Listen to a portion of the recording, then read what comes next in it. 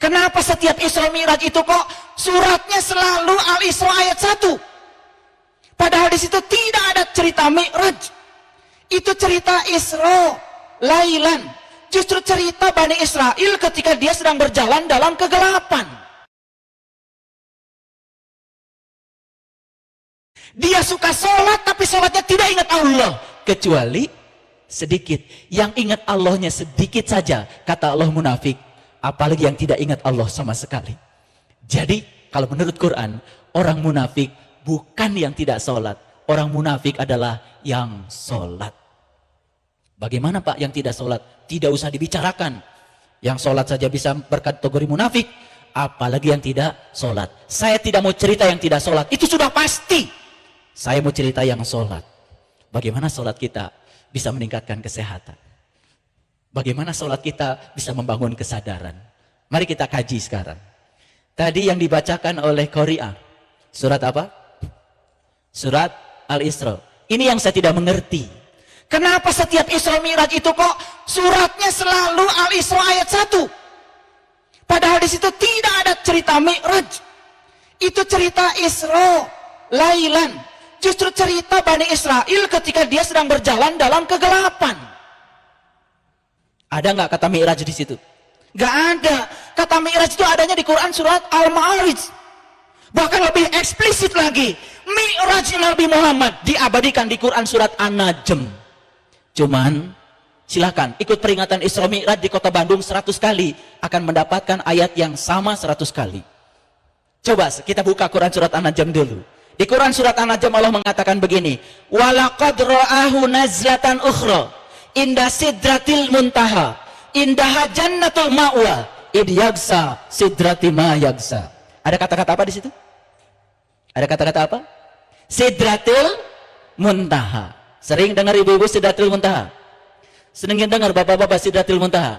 Saya tanya ibu dulu, apa sidratil muntaha? Apa sidratil muntaha? Ayo, udah jadi panitia Isra Mi'raj berapa kali? Ya, iya, apa sidratul muntaha? Tuh kan bingung. Tidak pernah ada pencerahan. Yang menyedihkan, saya pernah ngasih ceramah di perguruan tinggi, yang di situ ada pelajaran bahasa Arab. Saya tanya mahasiswa bahasa Arab, apa sidratul muntaha? Mereka jawab langit ke-7. Padahal sidrah itu bahasa Arab yang sudah jadi bahasa Indonesia, sudah jadi bahasa Indonesia, sudah jantan bahasa Sunda. Sadar itu dari bahasa Arab. Sidrah, sin bukan sod. Kalau belajar ilmu nahwu sharaf, sod dengan sin bisa berganti, itu namanya iflaq. Artinya bisa sama. Sedangkan di Arab adalah sin. Sidratul muntaha. Al-muntaha itu artinya penghujung. Al-muntaha artinya puncak. Jadi sidratul muntaha artinya puncak kesadaran. Bukan suatu tempat di sana. Di mana langit? Secara fisik tidak ada yang namanya langit. Kalau di Quran ada kata-kata langit, pasti cerita tentang lapisan-lapisan kesadaran. Makanya Allah menciptakan 7 lapis langit, artinya menciptakan 7 lapis kesadaran. Jadi kesadaran yang paling puncak namanya sidratul muntaha, puncaknya kesadaran. Sampai sidratul muntaha Rasulullah mengalami evolusi 8 lapis kesadaran. Makanya di dalam kitab Gaiti karya Imam Al-Dardiri, di situ dikatakan, di langit yang pertama Nabi Muhammad bertemu dengan Nabi Adam. Di langit yang kedua bertemu dengan Nabi Yahya. Di langit yang ketiga bertemu dengan Nabi Yusuf. Di langit yang keempat bertemu dengan Nabi Idris. Di langit yang kelima bertemu dengan Nabi Harun. Di langit yang keenam bertemu Nabi Musa. Di langit yang ketujuh bertemu dengan Nabi Ibrahim. Di langit yang kedelapan itu yang disebut dengan sidratul muntaha. Tapi langit bukan ruang fisik. Kalau Allah ditemui di atas sana, berarti Allah itu menempati ruang. Itu keliru pemahaman. Dia adalah zat yang laisa kamitslihi syai'un, tidak terkungkung oleh konsep ruang dan waktu. Ada beberapa teman pulang dari Jerman, dia dokter fisika. Dia bilang sama saya, Ustadz, boleh nggak saya berdiskusi dengan Anda untuk membicarakan tentang Isra Mi'raj Nabi dari tinjauan fisika? Sampai mati saya bilang, Anda mau sekolah sampai S7 pun tidak akan pernah bisa membahas. Karena apa? Isra Mi'rajnya Nabi tidak bisa dibahas dengan intelektual, hanya dibahas dengan kecerdasan spiritual. Tapi kalau Anda mau mengerti Isra Mi'raj, berguru sama saya akan ajak Anda untuk membuktikan kebenaran itu. Allah bersama Anda, lebih dekat daripada urat leher Anda. Itu jangan cuma isapan jempol, harus dibuktikan. Agama itu harus nyata, bukan hanya cerita. Baik ibu bapak, di hadapan ibu bapak ada air, betul? Orang Sunda bilangnya apa? Cai. Orang Jawa bilangnya banyu. Orang Padang bilangnya aye. Orang Inggris bilangnya water. Menyebutnya beda-beda, yang disebut sama. Kita tidak akan pernah merasakan air dari sebutan air. Setuju? Setuju? Kita tidak akan pernah merasakan air dari sebutan air. Setuju? Ayo, mau minum air memangnya nyebut air. Ambil tasbih, air, air, air. Jadi minum air. Tidak akan sukses meminum air dari sebutan air. Yang kedua, tidak akan sukses merasakan air dari tulisan AIR. Itu cuma tulisan. Kita pun tidak akan sukses merasakan Allah dari sebutan Allah. Dan kita tidak akan merasakan Allah dari tulisan alif lam lam ha. Eta masanes Allah, eta mah tulisan Allah. Allah ketika ditanya, "Ya Allah, siapakah engkau?" Allah menjawab, Allahu la ilaha illa huwal hayyul qayyum, la takhudhuhu sinnatu wa la naum. Allah, di manakah engkau? Allah menjawab, aku meliputi timur dan barat. Kemanapun kau memalingkan wajahmu, di situ kau dapati aku. Aku bersamamu, lebih dekat kepadamu daripada urat leher. Aku meliputi segala manusia. Kalau kita sudah membuktikan bahwa Allah meliputi segala manusia, meliputi saya, meliputi ibu dan bapak sekalian, bisakah kita menyakiti orang lain? Bisakah kita merendahkan orang lain? Bisakah kita membunuh orang lain? Bisakah kita menghinakan orang lain? Yang lebih menyedihkan, banyak orang menyakiti orang lain atas nama Allah, atas nama Tuhan. Tuhan mana yang sedang dia panggil? Subhanallah. Bahkan kita sering menghina Allah. Cenah Allah mah bakal masihan nanaon ka urang lamun urang nyembah Allah. Allah teh moal masihan nanaon ka urang lamun urang teh nyembah Allah. Padahal yang punya sifat seperti itu kan kita. Betul nggak? Kalau orang baik sama kita, kita baik sama dia. Kalau dia tidak baik sama kita, kita tidak baik sama dia. Sifat siapa, Bu? Kan sifat manusia. Allah disifati sifat manusia. Apa itu bukan penghinaan pada Allah? Allah Maha Rahman, Maha Rahim. Bade nyembah, bade teh nyembah ge Allah masihan bae ka urang. Laras Ibu. Da sifat ulas asih. Makanya kata Allah, wa ahsin kama ahsanallahu ilaika. Berbuat baiklah kamu seperti aku berbuat baik kepadamu. Tos tiasa nyaah kanu ngewa. Tos tiasa teh acan. Can salat. Tos tiasa nyaah kanu mitnah ka urang. Can salat. Can salat. Makanya banyak murid-murid saya berat ngaji sama Bapak. Kenapa? Bagaimana Pak saya harus bisa mencintai orang yang memfitnah pada saya? Latih dirimu. Harus punya sifat ulas asih. Kalau kita nyaah kanu nyaah ka urang, itu mah biasa. Laras Ibu? Subhanallah. Ada orang yang memfitnah kita. Karena pintar, dia punya ilmunya. Ya Allah, aku yakin dia memfitnahku karena sedang dipakai oleh engkau untuk membuat aku tambah sabar, aku tambah besar, tenang, dia damai. Tapi orang yang tidak punya ilmunya pasti akan mencari upaya untuk memfitnah orang lain, kebalikannya. Begitu nggak kita?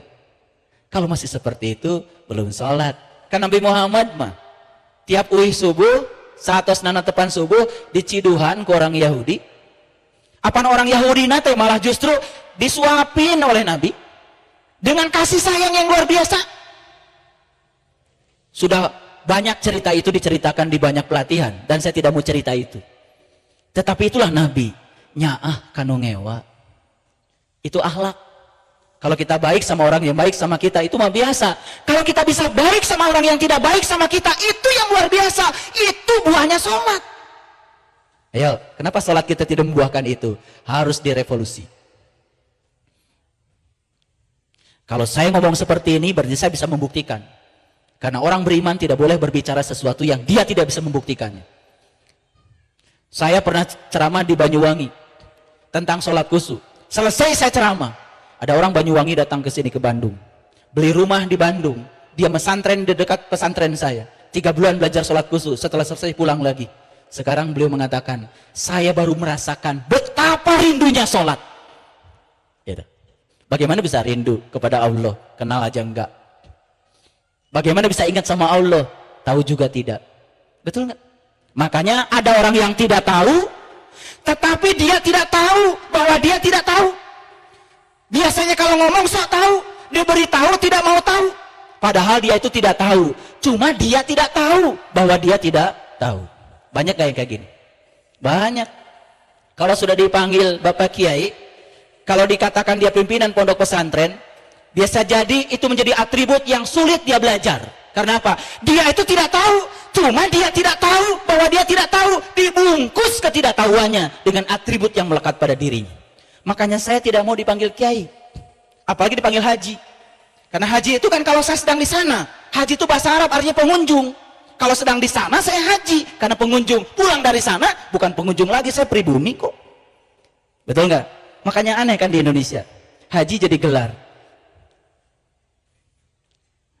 Padahal haji itu artinya bahasa Arab artinya tamu.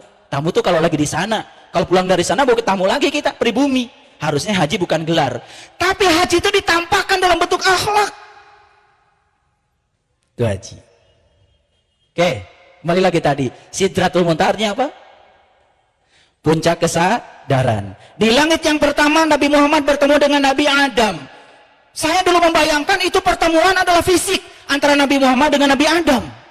Ternyata di dalam kitab Gaiti bukan pertemuan fisik, tapi apa?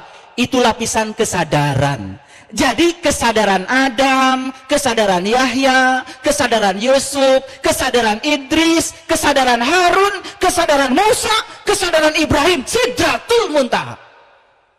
Jadi saya mau bicara kesadaran dulu. Jadi Adam itu apa? Adam itu ternyata bahasa Arab artinya ketiadaan. Apa yang tidak ada? Yang tidak ada itu materi. Makanya di dalam Quran dikatakan kullu syai'in halikun illa wajahu. Segala sesuatu akan hilang musnah kecuali wajahnya. Awas, ketika nyawa di kerongkongan nanti, kata Allah, manusia cuma 2. Ada yang melihat, ada yang tidak melihat. Itu diceritakan di Quran surat Al-Waqiah. Falaula idza balagatil hulkum wa antum hina idin tangdurun wa nahnu aqrabu ila minkum walakin la tubsir. Ketika nyawamu sampai di kerongkongan, saat itu kamu harusnya melihat. Aku lebih dekat kepadamu. Tetapi kebanyakan manusia mati dalam keadaan tidak melihat. Itu Quran. Harusnya begitu baca Al-Waqiah itu tergetar kita. Tanya pada diri kita, ya Allah, nanti saya mati termasuk yang melihat atau yang tidak melihat? Kalau saya termasuk yang melihat, dengan mata mana saya melihat? Dan apa yang harus saya lihat?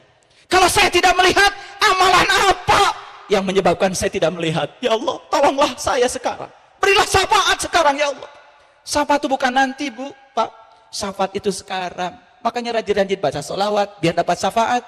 Apa syafaatnya? Bisa bertemu dengan orang yang mewarisi ilmunya Nabi sekarang, bukan nanti. Makanya kita baca sholawat. Salatullah salamullah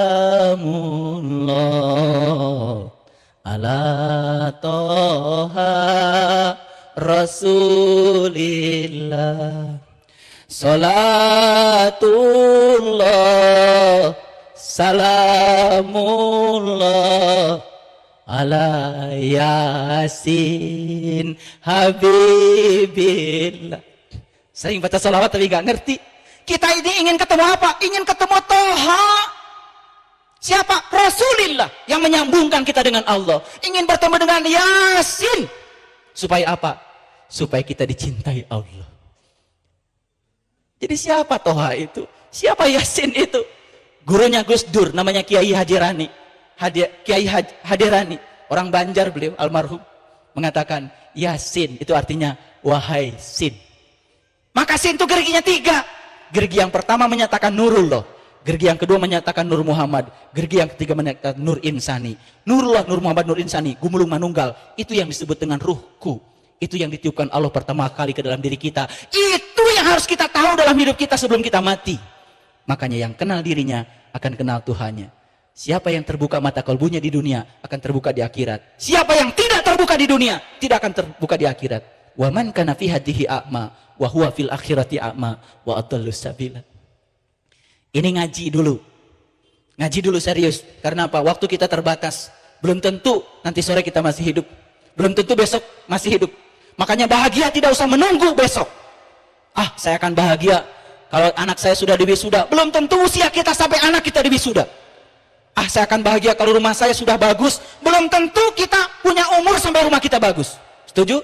Ah, nanti kalau suami saya sudah baik lagi sama saya akan bahagia. Belum tentu umur kita sampai suami kita baik lagi. Bahagia, putuskan sekarang. Tidak usah bergantung pada siapapun. Aku begini, bukan karena kamu begitu. Jadikan diri sendiri, jangan bergantung pada siapapun. Bahagia adalah keputusan kita. Bahagia adalah pilihan kita. Tidak usah menunggu. Tidak usah menunggu. Karena waktu kita belum tentu umur kita sampai menemukan yang kita cita-citakan. Setuju? Siapa yang ingin bahagia? Coba acungkan tangan. Siapa yang ingin bahagia? Acungkan tangan. Acungkan tangan. Subhanallah. Udah, turunkan tangan. Sedih kalau begitu saya. Berarti semua yang acung tangan belum bahagia.